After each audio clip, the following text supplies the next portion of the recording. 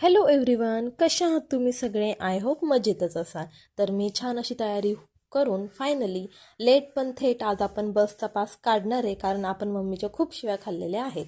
त्यानंतर बॅग वगैरे भरली आणि चलो मग फुटवेअर वगैरे घातले आणि ऑटो स्टँडकडे निघाले. त्यानंतर ऑटो पण भेटत नव्हती. नंतर फायनली मला ऑटो भेटली, पण बाहेर पावसाचं वातावरण झालं. तर तुम्ही हा व्ह्यू एन्जॉय करा.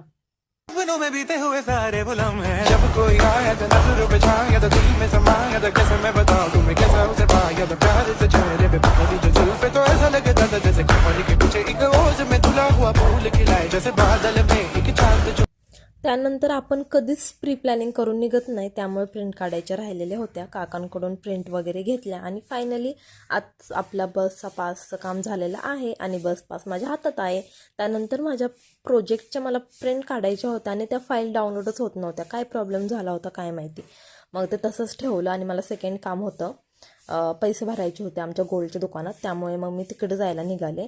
आणि तिथं पण बघा खूप भारी असं डेकोरेशन केलेलं होतं. दिवाळीनिमित्त काही ऑफर्स असतात, त्या ऑफर्समुळे त्यामुळे तिथलं काम झालं. त्यानंतर मग मी परत टनल पास करून सेकंड दुकानामध्ये आले. तिथं पण पैसे पे करायचे होते.